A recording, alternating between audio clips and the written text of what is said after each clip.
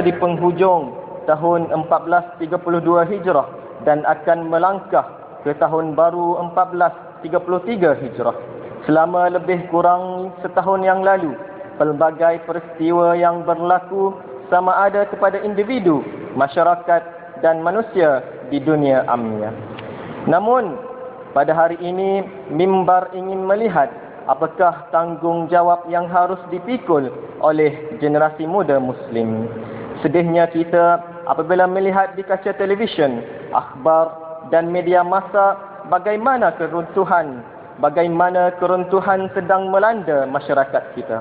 Perkataan-perkataan yang dulunya begitu takut untuk dituturkan sekarang sudah mula muncul dan sedang berlaku. Mengapa perkara ini berlaku? Seperti bunuh, rogol, ragut dan samsing. Adakah generasi muda sudah mengabaikan tanggungjawab mereka?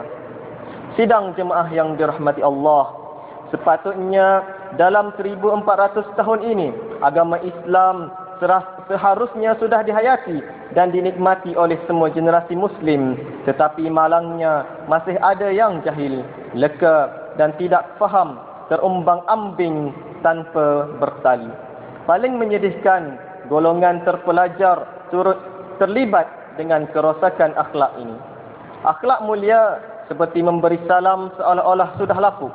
Menghormati orang tua sudah tidak relevan di zaman ini. Kita perlu berfikiran terbuka. Inilah pandangan sesetengah generasi muda pada masa ini. Pandangan yang ditakuti akan berlarutan dan tiada lagi kesopanan dan akhlak mulia di kalangan generasi ini. Apakah kesannya nanti sekiranya perkara ini berlarutan? Tidak wujudkah lagi pemuda seperti Salman Al-Farisi dan Salahuddin Al-Ayyubi? Dalam Al-Quran ada menceritakan kepada kita tentang Nabi Ismail, seorang remaja yang mengorbankan dirinya dan menyerahkan lehernya kepada Allah sebagai ketaatan sukarela setelah umurnya yang membolehkan dia berusaha bersama-sama ayahnya. Lalu ayahnya menawarkan kepadanya untuk disembelih. Firman Allah dalam surah As-Saffat ayat 102. Qala ya bunayya inni ara fil manami anni azbahuka fanzur madza tara. Qala ya abati if'al ma tu'mar. Satajiduni insya'allahu minas sabirin. Maksudnya, Nabi Ibrahim alaihissalam berkata, wahai anak kesayanganku, sesungguhnya aku melihat dalam mimpi bahawa aku akan menyembelihmu. Maka fikirkanlah apa pendapatmu. Anaknya menjawab, wahai ayah, jalankanlah apa yang diperintahkan kepadamu. InsyaAllah ayah akan mendapati daku dari orang-orang yang sabar. Ayat ini menerangkan Ismail tidak mengatakan, lakukanlah pada diriku apa yang diperintahkan kepadamu. Bahkan dia mengatakan, lakukanlah apa yang diperintahkan kepadamu. Artinya, dia tidak menyebutkan dirinya seolah-olah dia berkata kepada ayahnya, jalankanlah perintah-perintah yang ada di sisimu dan jangan bertanya kepadaku. Sidang jemaah yang dirahmati Allah, kita bimbang generasi muda kita akan hanyut dan terabai, sedangkan semua pihak telah berusaha untuk mengembalikan nilai-nilai yang murni ini. Oleh itu, untuk melaksanakan impian dan hasrat masyarakat kita, terdapat 4 kewajipan yang harus dipikul atas bahu generasi Muslim pada hari ini supaya generasi moden yang ada ini dapat mengimbangi kehidupan yang serba mencabar. Yang pertama, mereka hendaklah memahami Islam dengan fahaman yang sebenar. Mempelajari agamanya mestilah didasari dengan pemahaman sahih terhadap Islam, dengan jangan menokok tambah atau mengambil apa yang perlu sahaja. Islam sudah sempurna, sedangkan yang sempurna tidak menerima tambahan atau kekurangan. Firman Allah dalam surah Al-Maidah ayat 3. Al-yawma akmaltu lakum dinakum wa atmamtu alaikum ni'mati wa raditu lakumul Islam dina. Maksudnya, pada hari ini aku telah sempurnakan bagi kamu agama kamu dan aku telah cukupkan nikmatku kepada kamu, dan aku telah redakan Islam itu menjadi agama kamu. Apabila ada sebahagian yang diambil dan sebahagian lagi ditinggalkan, berlakulah kepincangan seperti mana yang berlaku kepada ahli kitab, yang mana Allah menolak pandangan mereka kerana menolak sebahagian daripada apa yang diturunkan oleh Allah, seperti firman Allah dalam surah Al-Baqarah ayat 85 dan ayat 86. Afatu'minuna bi ba'dil kitab wa takfuruna bi ba'd. Maksudnya, apakah kamu beriman kepada sebahagian daripada kitab dan ingkar kepada sebahagian yang lain? Di akhir ayat Allah menerangkan, fala yukhaffafu anhumul azab wa la hum yunsarun. Maksudnya, maka tidak akan diringankan seksaan mereka dan mereka tidak akan ditolong. Yang kedua, wajib beramal dengan Islam. Islam mahukan ilmu yang membuahkan amal, bukan ilmu yang membuahkan perkataan dan perdebatan. Ia mahukan pengetahuan yang berhubung dengan hati, seperti firman Allah dalam surah Al-Fatir ayat 28. Innama yakhshallaha min ibadihil ulama. Maksudnya, sebenarnya yang menaruh bimbang dan takut pada perintah Allah dari kalangan hamba-hambanya hanyalah orang-orang yang berilmu. Inilah seperti mana takutnya Umar Al-Khattab yang berlindung dengan Allah daripada orang munafik yang alim. Ditanya, wahai Amirul Mukminin, apakah dia munafik dan alim? Katanya, ya, lidahnya alim dan hatinya jahil. Yang ketiga, wajib mempersembahkan Islam itu kepada orang lain.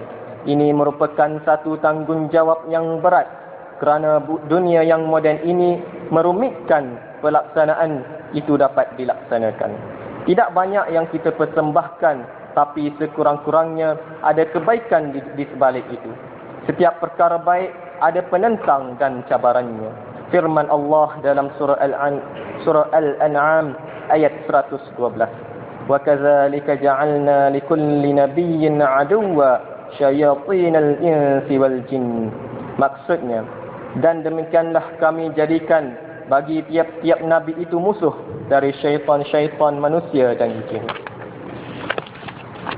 Yang keempat, generasi muda yang mempersiapkan diri mereka untuk memahami Islam dengan fahaman yang betul, mengimaninya dengan iman yang mendalam, berpesan-pesan dengannya dan menyeru kepadanya. Sepatutnya mereka saling tolong-menolong di antara mereka dan mengikat tali perhubungan di kalangan mereka. Tanpa ini, kita tidak mampu menegakkan amalan mulia. Tangan sebelah tidak akan bertepuk. Allah berfirman dalam surah Al-Anfal ayat 73. وَالَّذِينَ كَفَرُوا بَعْضُهُمْ أَوْلِيَاءُ بَعْضٍ إِلَّا تَفْعَلُوهُ تَكُنْ فِتْنَةٌ فِي الْأَرْضِ وَفَسَادٌ كَبِيرٌ.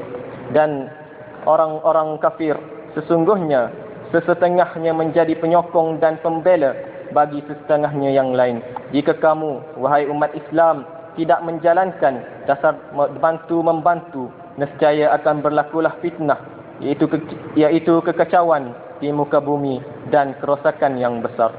Inilah 4 tanggungjawab yang harus dipegang oleh generasi muda Islam pada hari ini. Adakah tanggungjawab ini sudah dilaksanakan dan sudahkah diamalkan? Kita mungkin tidak dapat melawan arus kemodenan, tapi jika generasi hari ini sedar akan tanggungjawab dan sentiasa mengamalkan apa yang ditentukan oleh Al-Quran dan Al-Hadis, segala gejala sosial dan keruntuhan akhlak yang berlaku dapat dielakkan sebelum menjadi lebih parah. A'udzu billahi minasy syaithanir rajim. Bismillahirrahmanirrahim. Wal 'ashr innal insana lafi khusr illa alladhina amanu wa 'amilus shalihat wa tawassaw bil haqq wa tawassaw bis sabr.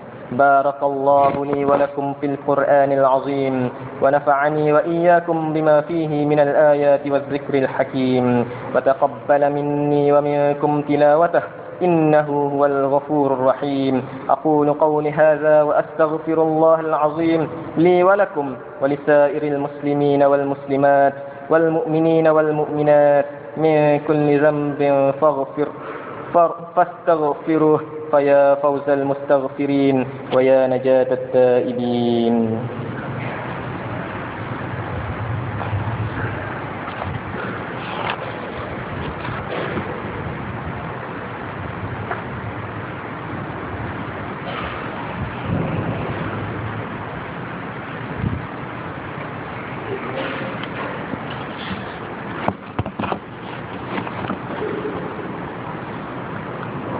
الحمد لله الذي وفقنا لأداء الجمع والجماعات وهدانا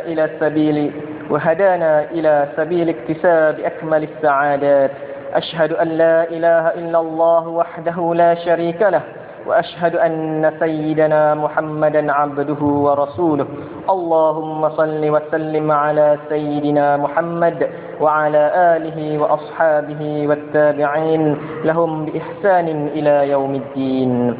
أما بعد، فيا عباد الله اتقوا الله وحافظوا على الطاعة وحضور الجمع والجماعات. قال الله تعالى في كتابه العزيز: أعوذ بالله من الشيطان الرجيم. يا أيها الذين آمنوا إذا نودي للصلاة من يوم الجمعة فاسعوا إلى ذكر الله وذروا البيع، ذلكم خير لكم إن كنتم تعلمون. فإذا قضيت الصلاة فانتشروا في الأرض وابتغوا من فضل الله واذكروا الله كثيرا لعلكم تفلحون. واعلموا أن الله تعالى صلى على نبيه قديما، فقال تعالى: إن الله وملائكته يصلون على النبي يا أيها الذين آمنوا صلوا عليه وسلموا تسليما. اللهم صل وسلم على سيدنا محمد سيد المرسلين وعلى آله وصحبه أجمعين.